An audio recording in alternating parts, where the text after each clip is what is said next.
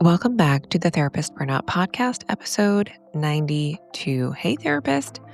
Welcome back to the program. Today, I'm talking to you about the emotional side of practice closure, what it really feels like to decide you're going to close your practice, and then all the things that might come up in the context of closing your practice.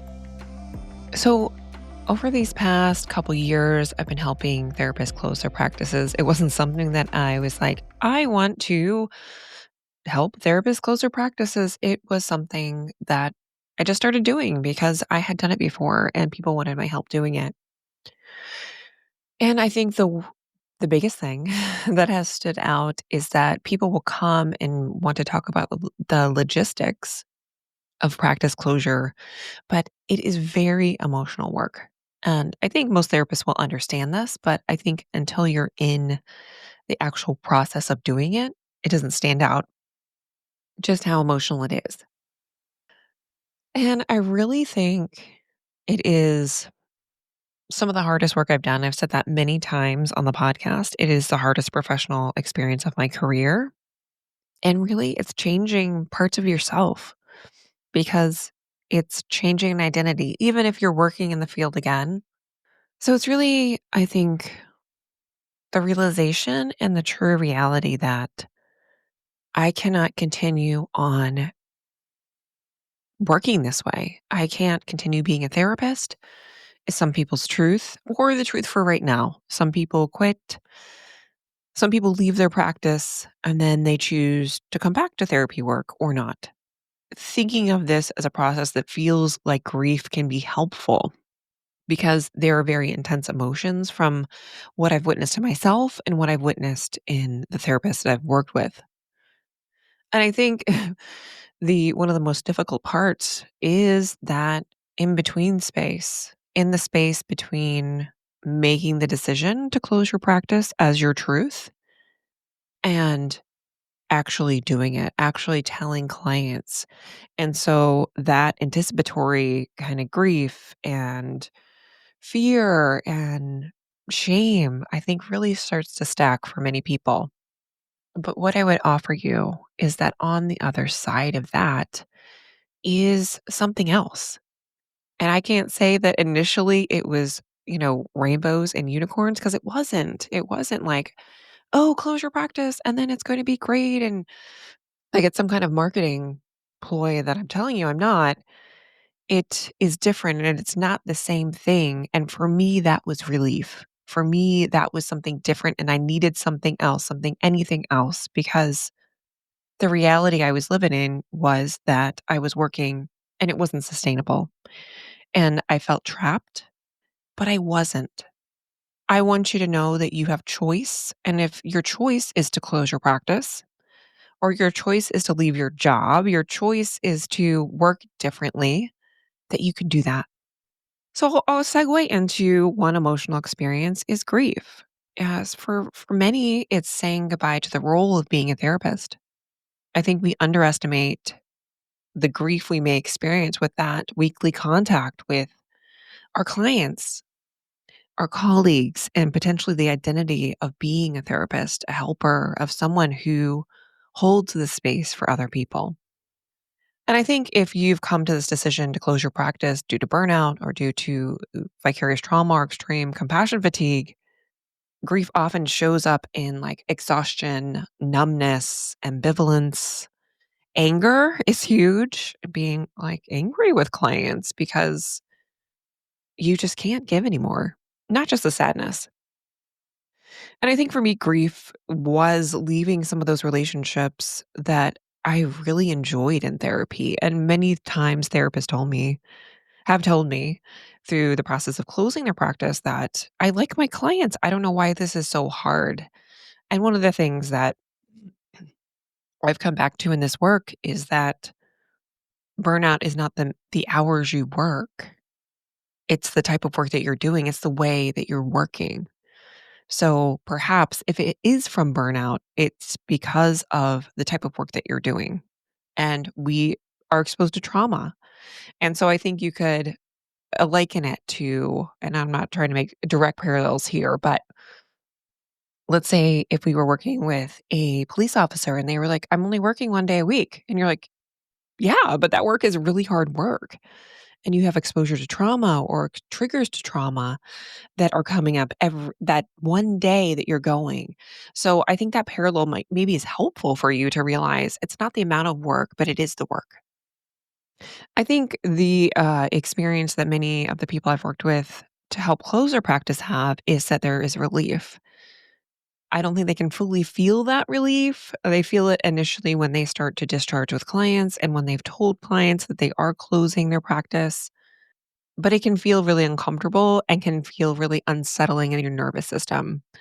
But I think once you start to see your caseload dwindling and people terminating, that you do feel lighter because you are outputting less and your energy starts to return in ways that might surprise you. I think this happened for me really slowly, I think with my emotional experience.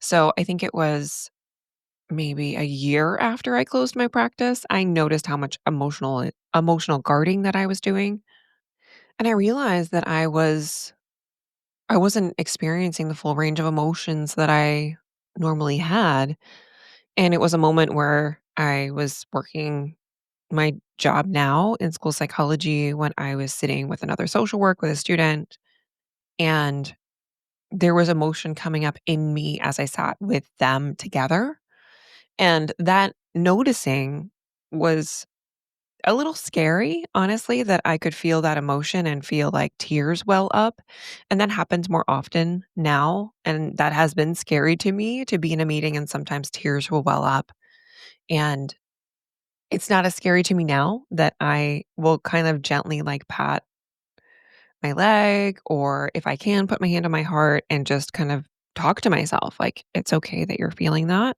It's normal to have this come up."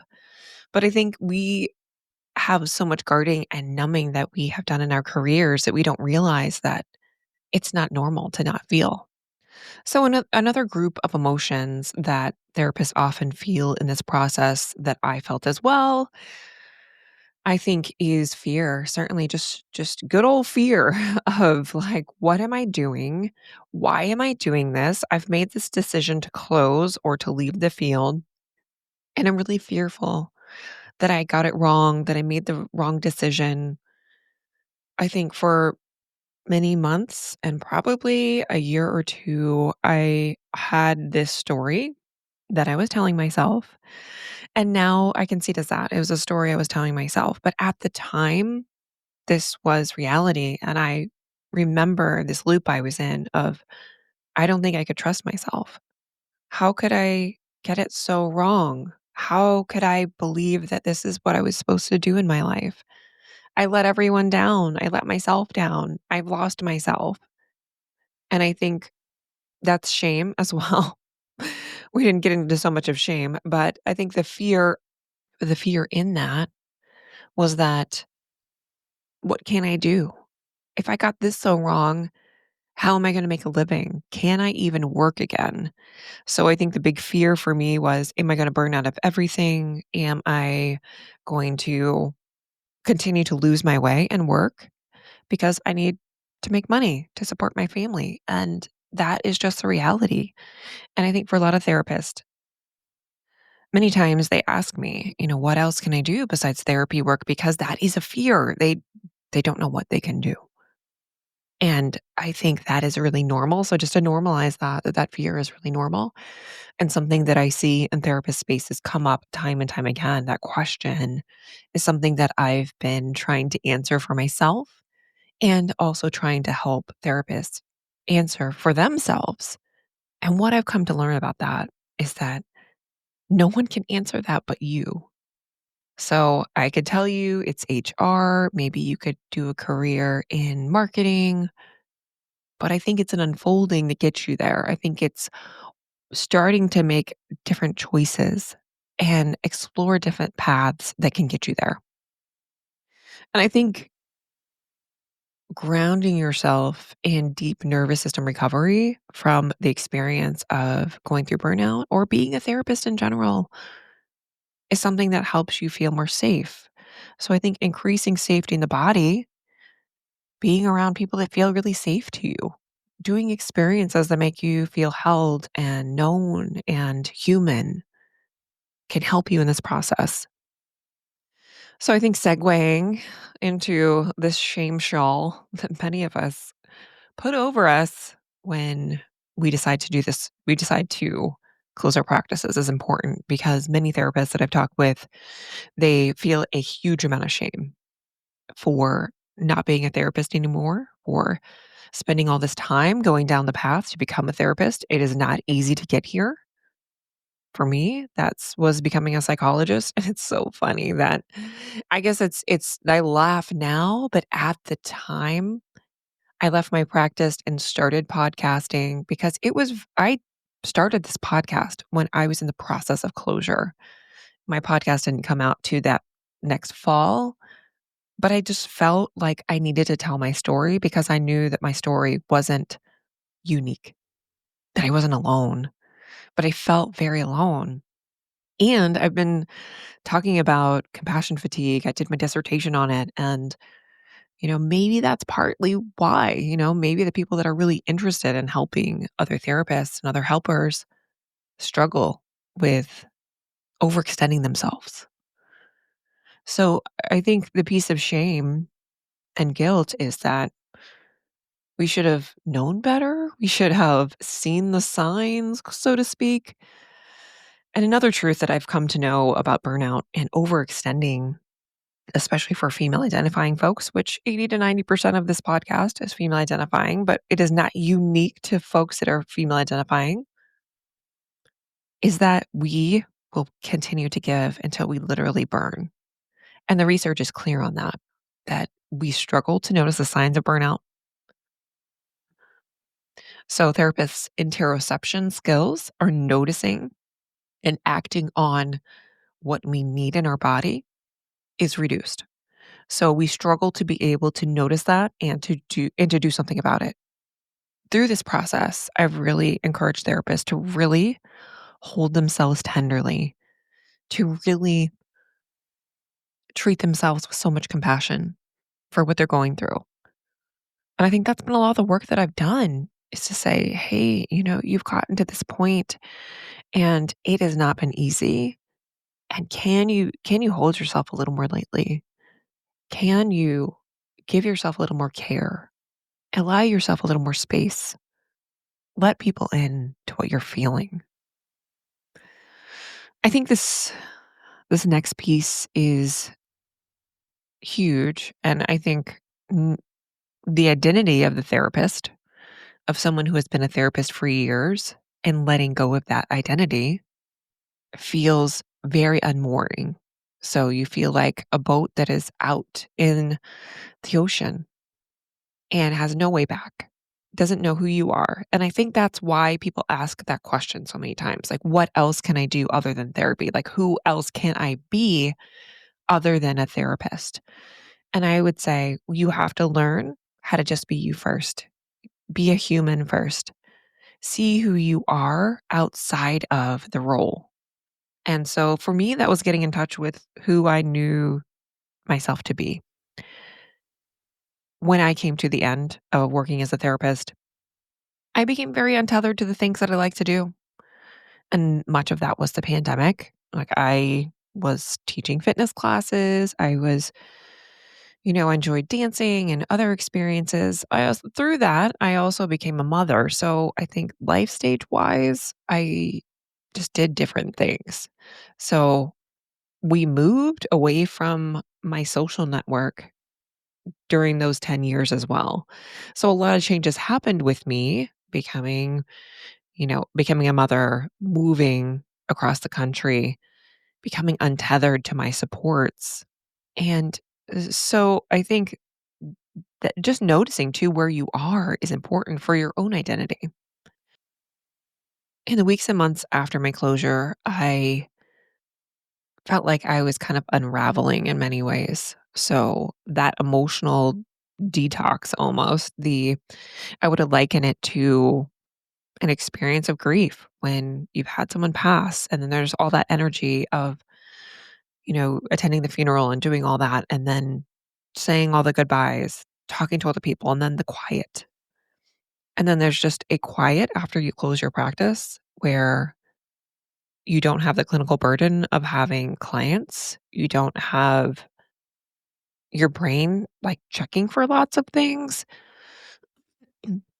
And I really think it's the absence of needing to be hyper vigilant that I noticed, but I still was. So it took my nervous system months and still recovering, honestly, years to feel like, oh, I don't have to guard as much. I don't have to hold as much.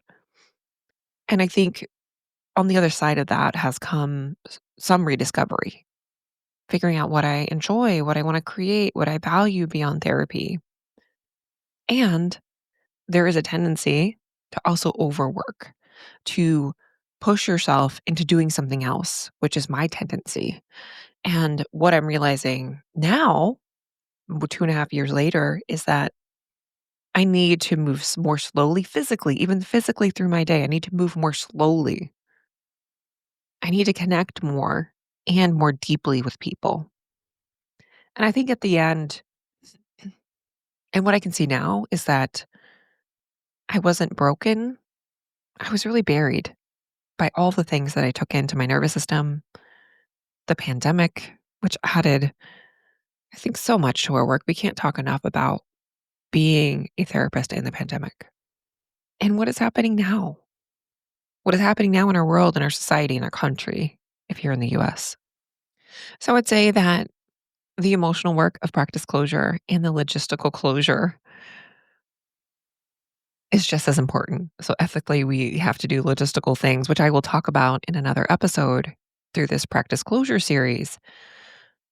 But I think looking at the emotions of closure is very important for you as a human. And so I'd have you just help yourself by thinking of rituals, embodied practices that can help mark this transition.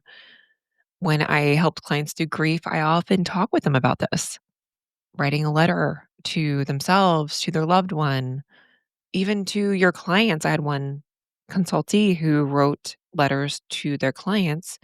Some of the times they shared them with the client in the process of closure, and sometimes they just wrote them for them. Maybe a grief walk or a garden, a physical garden that you have, a memory box, creating a playlist, moving through that, walking through that.